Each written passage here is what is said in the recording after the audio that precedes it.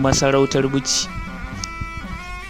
Jama'a assalamu alaikum wa rahmatullahi barakatu, barkanmu da kasancewa a daidai wannan lokaci a cikin wannan sabon shiri da muka yi watake da tarihin masarautar Bichi. Wannan shiri na tarihin masarautar Bichi shiri ne da muka ƙirƙire shi domin bayyana tarihin wannan masarauta mai albarka ta masarautar Bichi, kama tun daga farkon kafuwar wannan gari mai albarka na Bichi da kuma tarihin sarakunan da suka yi mulki tun daga farko a wannan gari mai albarka na Bichi, kama har kuma ya zuwa ga tarihin manya-manyan unguwanni na garin Bichi. To a shirin namu na yau za mu fara duba tun daga farkon tarihin kafuwar wannan gari na Bichi. Menene asalin tarihin kafuwar wannan gari na Bichi? Shi dai wannan gari mai albarka na Bichi an kafa shi ne a ƙarni na 17 a lokacin sarkin Kano Muhammadu Dadi Ɗanbawa yana da shekara 4 a kan gadon sarauta. Wasu Fulani ne da ake kira Fulbe Danejo suka kafa wannan gari, su kuwa sun fito ne daga gabas suka ratso ta ƙasar Chadi suna bin gefen kogin su da dabbobinsu a ƙarƙashin shugabancin wani shugabansu wanda ake kira Ardo Bube. Suna tafe suna kiwo da dabbobinsu sai da suka yi boda da Mali wato Puti Toro, inda dama nan suka yi burin zuwa saboda suna da labarin wata fadama a lardin, inda dama kakanninsu daga can suka fito.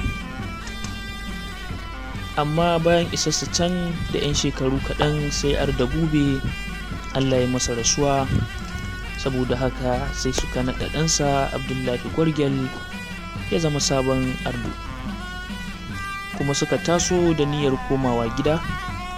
Akan hanyar su ta komawa gida ƙarƙashin sabon shugabansu wato Abdullahi Gwargyal, a kwana a tashi har Allah ya kai su wurin da garin Bichi yake yanzu.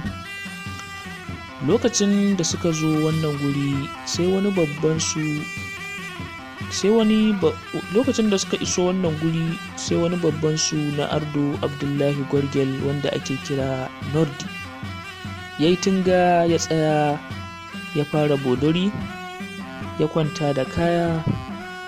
Sauran shanu da jama'a suka yi tsaye kuma ƙura ta turnike domin an yi tashi yaƙi.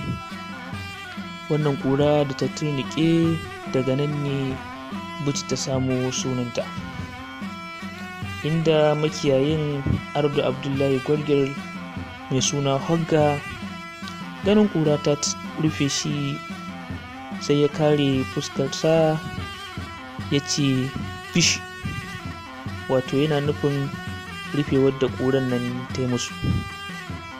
Tsakanin inda wannan sa ya kwanta da sauran ayarin akwai nisa ƙwarai, sai sarki riga ya hangi ƙura ta murtuke wanda bai san dalilinta ba, kuma ya ga ayari ya tsaya.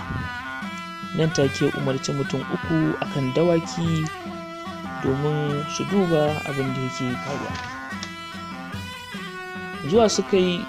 Suna zuwa suka tambayi Hogga wanda kuma shine akan gaba. Bayan ya musu bayanin abin da ya faru sai suka koma suka yi wa sarkin riga bayani, shi kuma nan take ya musu umarni da a sauka kowa ya dubi wurin da yake so ya kafa dangwali su je su huta, inda in Allah ya kai mu wayewar gari da hantsi yana neman su.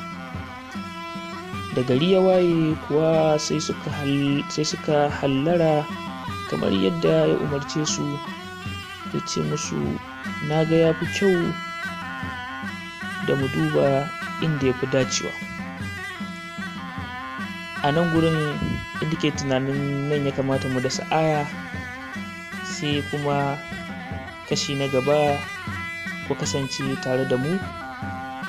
Kada ku manta ku danna mana subscribe sannan ku danna alamar ƙararrawar sanarwa, ku danna mana kuma like domin hakan zai ƙara mana ƙwarin gwiwa. Kada ku manta da sunan channel ɗin namu wato Bichi Emirate TV. Mun gode.